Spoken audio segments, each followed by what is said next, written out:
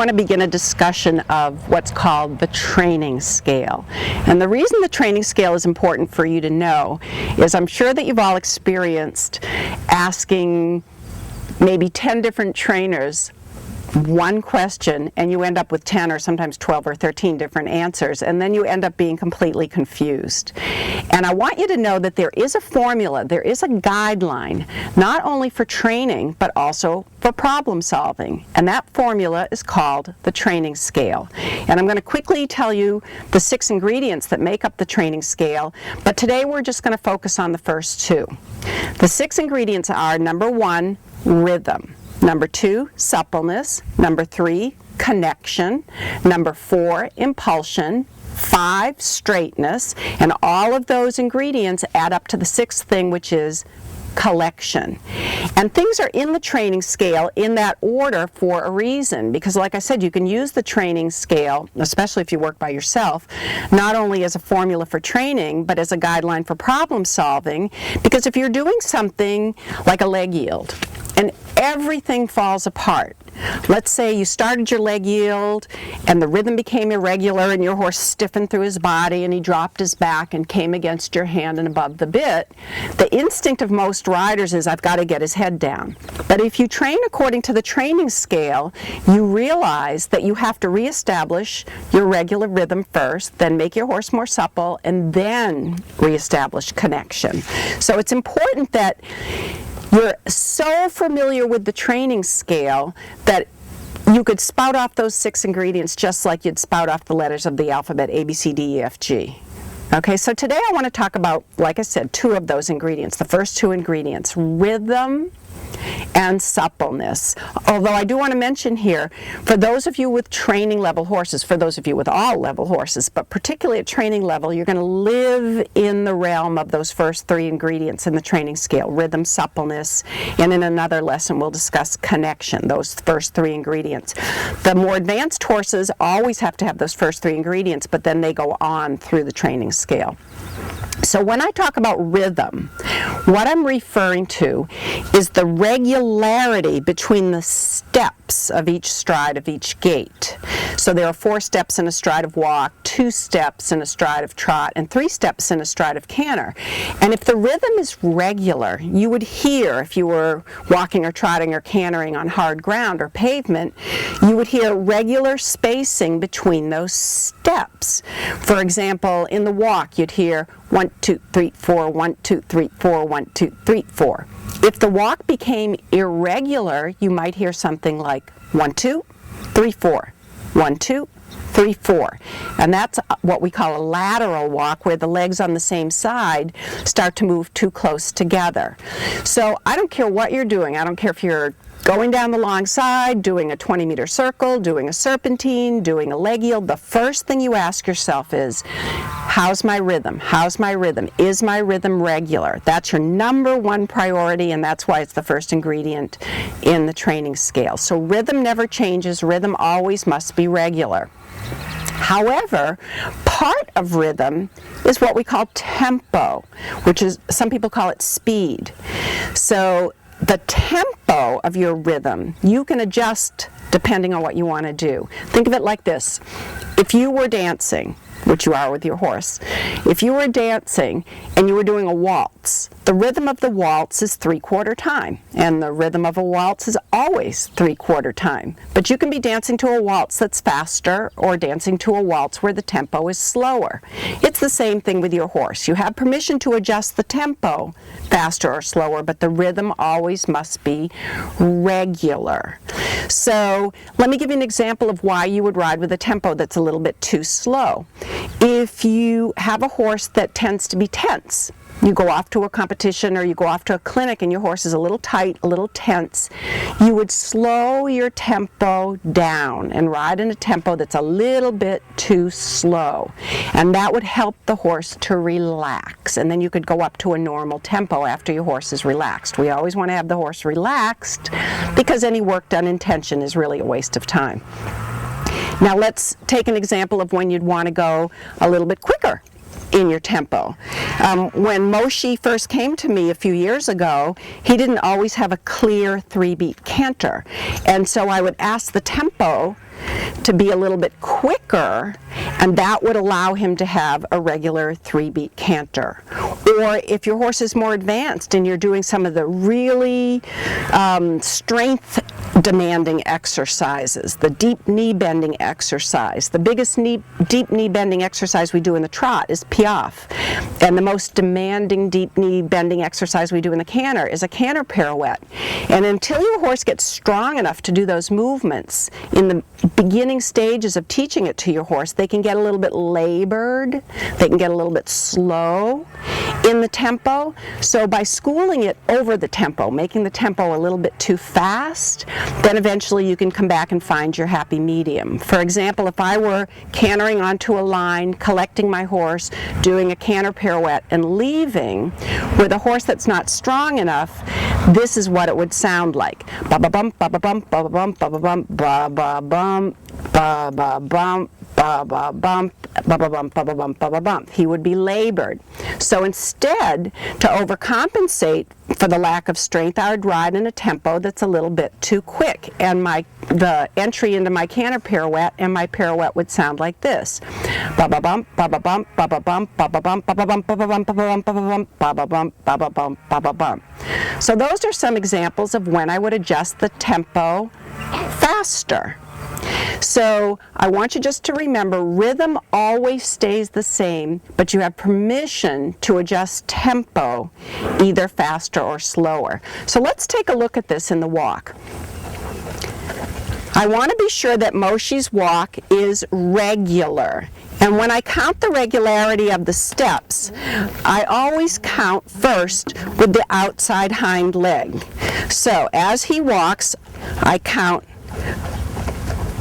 1, 2, 3, 4, 1, 2, 3, 4, 1, 2, 3, 4, 1, 2, 3, 4, 1, 2, 3, 4. You can hear that the spacing between that counting is very regular. Now let's say he was tense, which obviously he isn't, but let's pretend he was tense, and I wanted to slow that tempo down. I would slow the tempo down, but I would make sure that the rhythm still stayed regular. So I'm going to tighten my tummy muscles, as you've learned before. I'm going to slow the tempo, but the rhythm of the walk still stays regular. 1, 2, 3, 4, 1, 2, 3, 4, 1, 2, 3, 4. Or I can quicken the tempo. And there I lost the regularity for a second. That's something you need to be aware of. So now I'm quickening the tempo, but it's still 1, 2, 3, 4, 1, 2, 3, 4, 1, 2, 3, 4, 1, 2, 3, 4.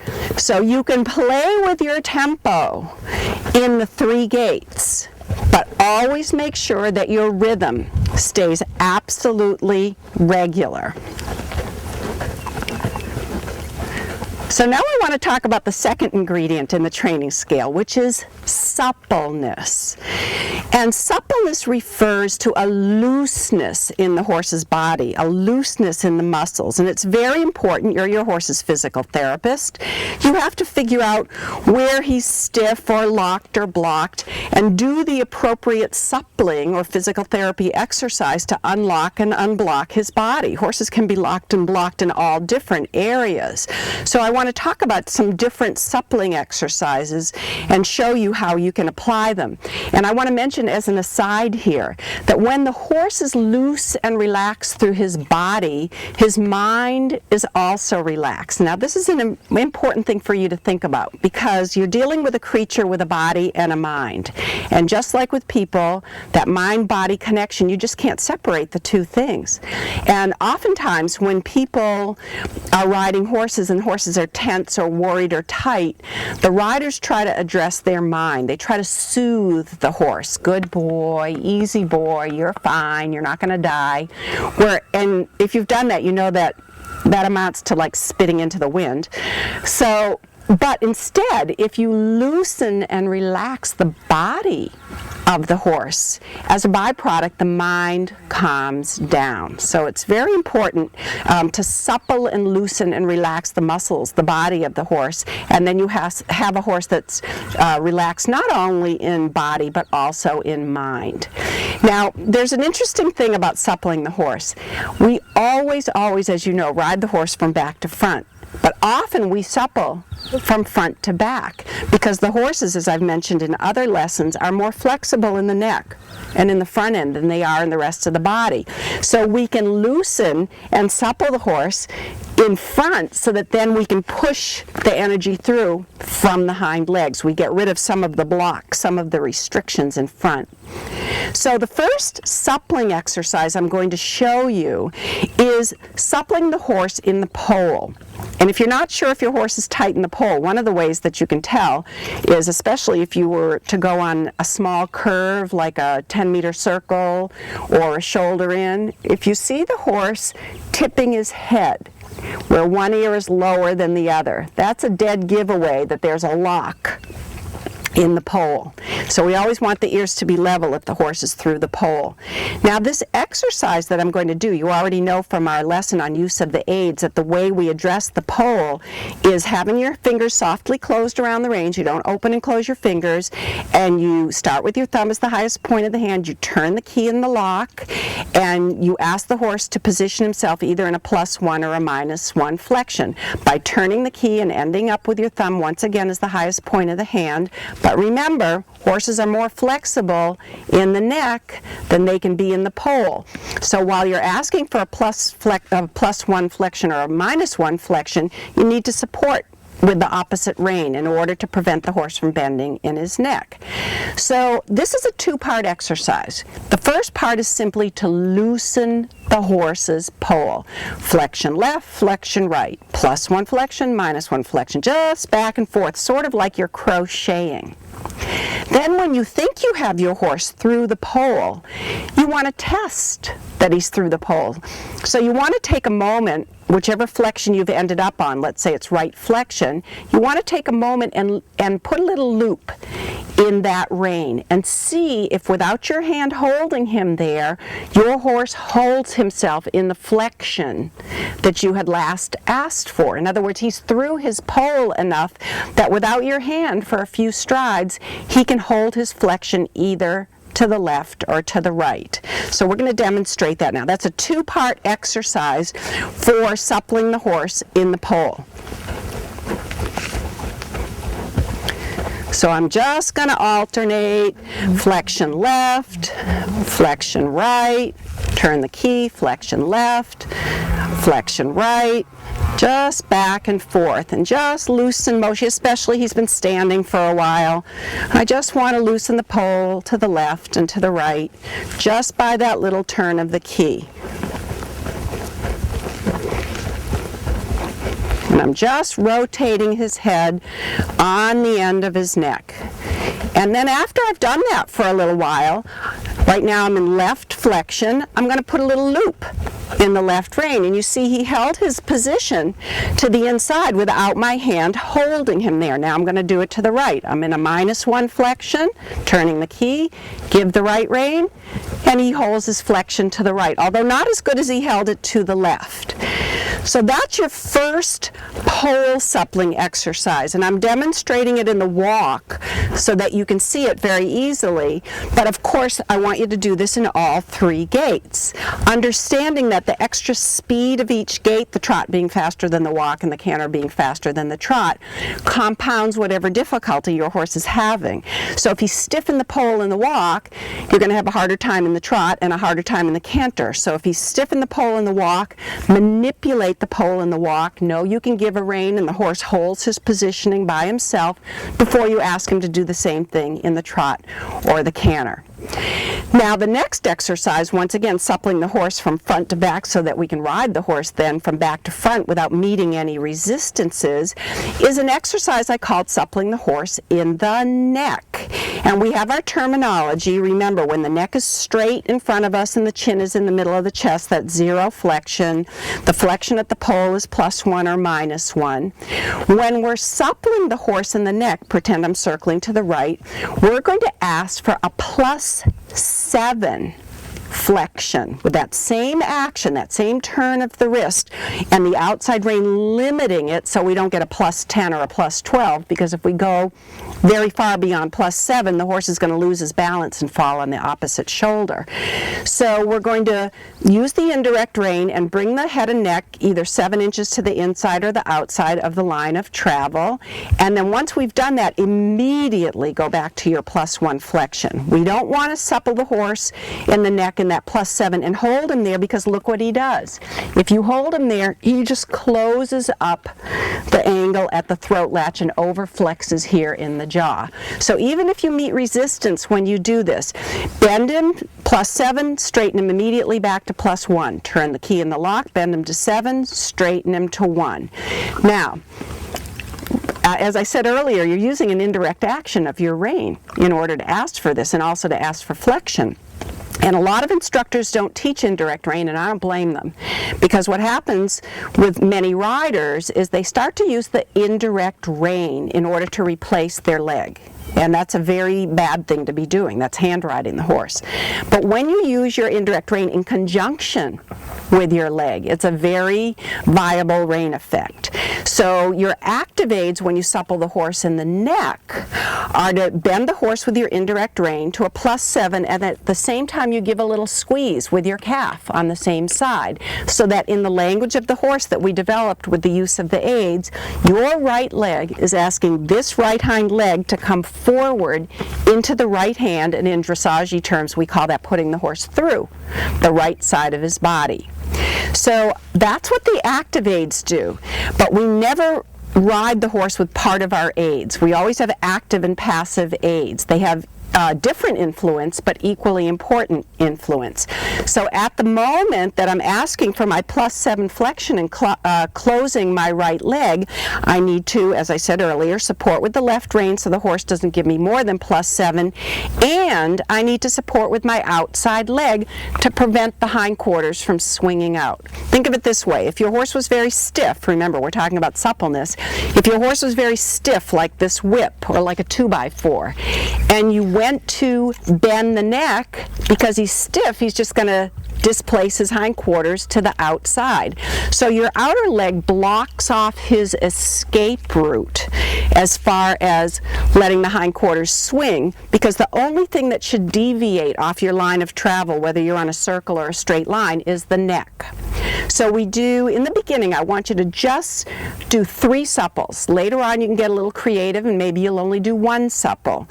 But I want you to only do 3 supples and then give the horse his neck back and make sure that you're using elastic arms. And that's a general term. When I think of the word elastic, I think of the word elbows. Your elbows have to be doing the correct thing for whatever gait you're in, because your elastic elbows allow for movement. And in the walk and in the canter, the horse uses his head and neck forward and back. So my elbows have to go forward and back to allow for that movement. In trot, the horse's head and neck is steady, but in rising trot, you're going up and down. So there's movement, and you need to allow for that movement. So it's a different action of the elbows. When you're in rising trot, you want to open your elbows like a hinge, this kind of an action, so that your hands stay steady over the withers of the horse. If you lock your elbows, as you go up, your hands go up. As you go down, your hands go down. So almost think about, as you're going up, you push the hands down, down, down. Look at my elbows. They're opening and closing like a hinge. So you do your 3 supples, and then at the finish of the 3 supples, put your horse back in his plus 1 flexion if you're on a circle, and then have very elastic elbows for 6 or 7 strides, and then you can resume your suppling and do 3 more, and then do nothing for 6 or 7 strides.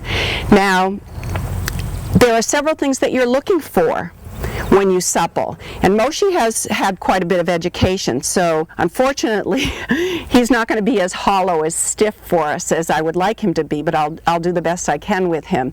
If you have a horse who's very hollow and very rigid, remember the horse's neck is his back out in front of you, and if he's rigid in his neck, we know he's rigid in his back behind the saddle as well. So let's say you're trotting along and your horse is very, very stiff and very hollow with his nose poked out, and you do your 3 supples. supples, and then you put your hands back in riding position, and you notice that the neck gets longer and lower, then you know that your suppling is relatively effective. Or if you have a horse that's tense and tight, remember I mentioned this earlier, you do your suppling, and at the finish of the 3 supples, you feel the body relax and you feel the mind calm down. Then you know that your suppling is also effective. And the horse doesn't go, if you have a very stiff horse, he doesn't go from being really, really stiff to really, really supple all in one session. It's a progression. So you need to know the tests of suppleness. You need to know if you're gaining on it so that you're not frustrated and your horse isn't frustrated. So there are 3 tests that the horse will pass when he's finally 100% supple. Number 1, when you bend him to the +7, there's no resistance to your hand. In other words, there's no increase in the weight of rein. The horse just follows your hand around, just like if he were standing out in the field and he had a fly on his side, he could just whip his neck around and flick that fly off without his legs having to go in the opposite direction. So when you bend a supple horse, there is no increase in the weight of rein.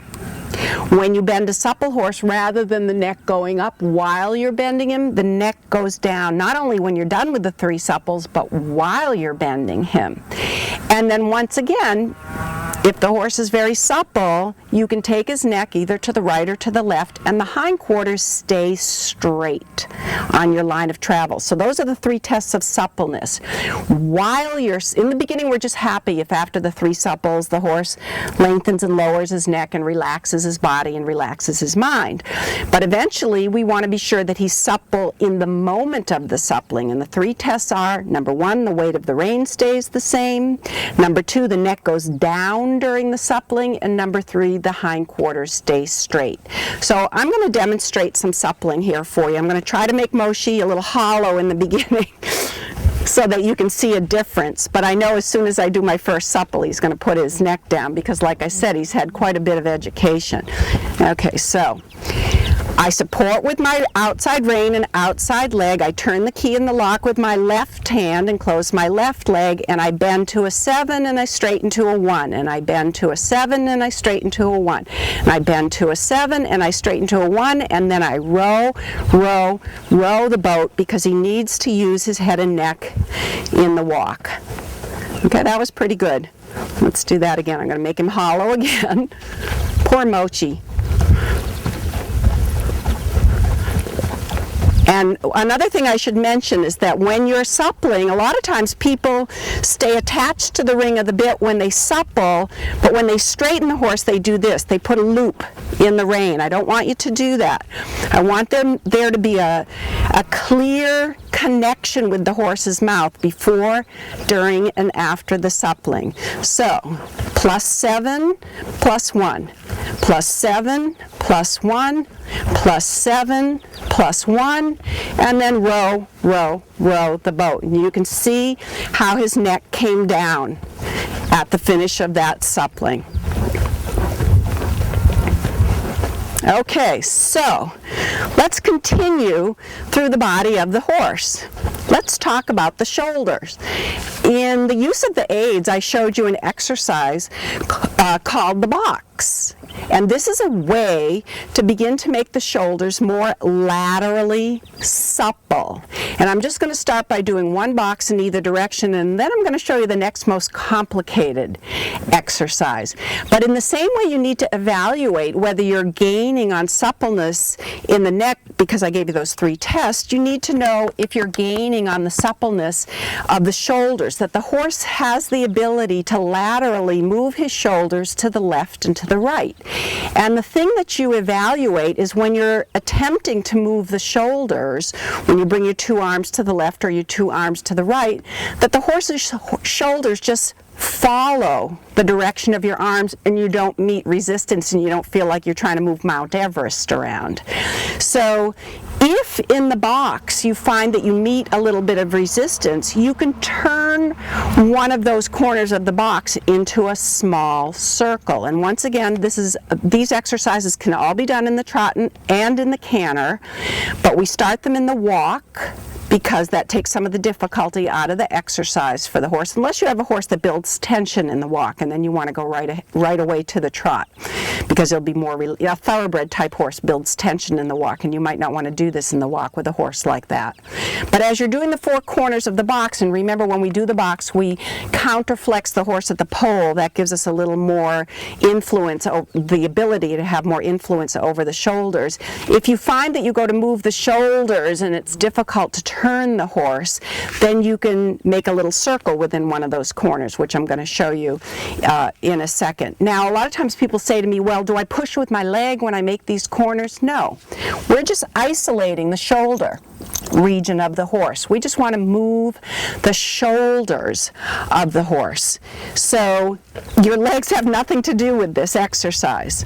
So I'm going to make a box. I'm going to have him in a -1 flexion. In other words, I'll turn my right wrist so I can just barely see his right eye and right nostril.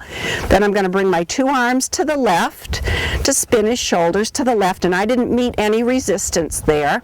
I keep him in a +1 flexion, and I turn his shoulders. I'm not meeting any resistance. In other words, the weight of the rein is not increasing as I spin his shoulders to the left. So in a moment I'm going to change direction and see if I meet any resistance when I go to spin his shoulders to the right. Because generally horses find exercises easier on one side of their body than the other side. So I'm going to change with a little turn of the key to left flexion, and then I'm going to turn the shoulders to the right. And there was an increase in the weight of rein.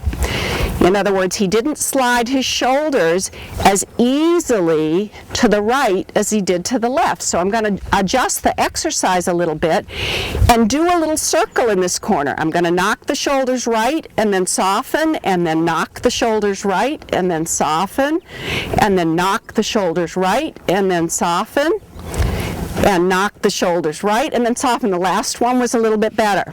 Then I'm going to progress to the next corner, and I'm going to see if he can slide his shoulders a little bit better to the right. Now that was better, but there was still an increase in the weight of rein. So I'm going to stick that little circle in here. Knock the shoulders right, soften.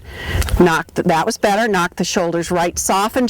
Softening just means put your hands back in riding position. That was better. So we can see that Moshi has a little bit of difficulty sliding his shoulders to the right as opposed to sliding them to the left. And that's something I need to work on in order to make his shoulders equally supple left and right. But let me tell you what the next most difficult shoulder suppling exercise would be. Because on the box and on those little circles, I have the shoulders going in one direction, and I can take advantage sort of the fact that a body in motion tends to stay in motion. But the next exercise is going to be where I alternate between sliding the shoulders left and sliding the shoulders right. And I'll do this on both long sides so you can see it coming towards you as well.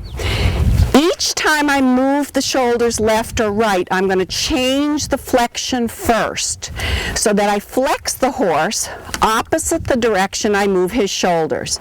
So now I flex him left and I pop his shoulders back to the rail, and then I flex him right and I bring his shoulders in a little bit, and I flex him left and I knock the shoulders out. And I'm going to show you that coming toward you so it's a little bit easier for you to see.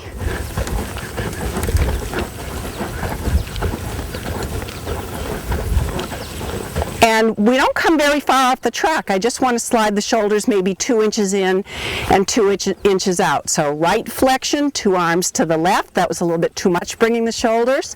Left flexion, knock the shoulders back. Right flexion, pop the shoulders in. Left flexion, pop the shoulders out. Right flexion, pop the shoulders in. Left flexion, pop the shoulders out. So this sliding of the shoulders in and out creates that lateral suppleness in the shoulders. Now we can also create lateral suppleness in the shoulders with any form of leg yielding. Leg yielding is a wonderful loosening, stretching, suppling exercise for the shoulders of the horse, the lower back, and the hips. So I'm just going to do a couple leg yields here. where the horse's spine is straight and he has a little flexion at the pole away from the direction of movement. And even though his body is basically parallel to the rail, the forehand is always ever so slightly in advance, because eventually when we do a more grown-up exercise like a half pass, that will be the position of his forehand, slightly in advance. So we don't want to have to reschool that position.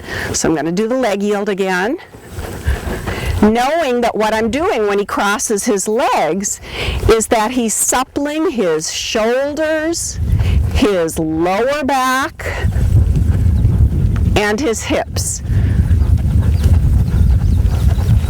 Okay, and I'm just going to turn around and do that the other way.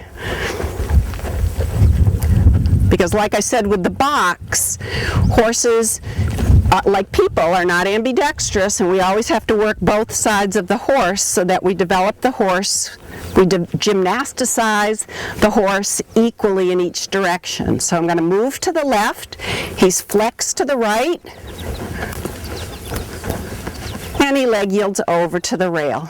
And this will supple the shoulders and the lower back and the hips.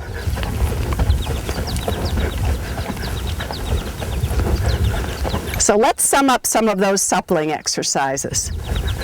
Suppling being the second ingredient in the training scale, rhythm/tempo being the first ingredient in the training scale. We suppled the horse in the pole by flexion left, flexion right, and then we tested that by giving the rein. We suppled the horse in the neck and actually connected the hind leg to the hand on the same side by suppling 3 times in a row, +7, +1, +7, +1, +7, +1, using your leg at the same time and saying almost like a mantra, my leg drives the corresponding hind leg forward into my hand so that it's a leg into rein thing. You're not just waggling the horse's neck around. Then we did a couple of shoulder suppling exercises.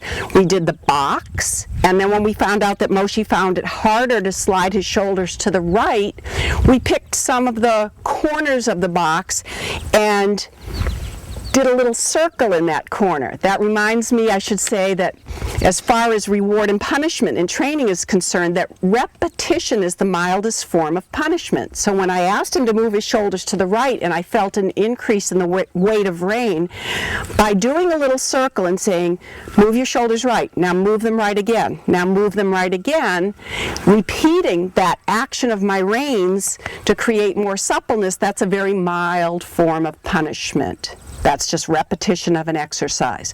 Then once he was better moving his shoulders to the right and also moving his shoulders to the left, I increased the complication of the lateral suppleness of his shoulders by asking him to slide his shoulders left and right and left and right. And I did that down the long side, always flexing the horse at the pole to the opposite direction of the way that you're going to slide the shoulders. So you turn the key in the lock first to create your flexion, and then your 2 arms move the shoulder, turn the key in the lock to the left, and move the shoulders to the right. And we are going to do another lesson on leg yields, but I just wanted to introduce that just briefly since we are talking about suppleness. Your leg yields supple the horse in the shoulders and in the lower back and in the hips. So we have all kinds of suppling exercises. Those are just a few of them to unlock and loosen the body of the horse so that then he can be more supple not only in his body but more calm in his mind.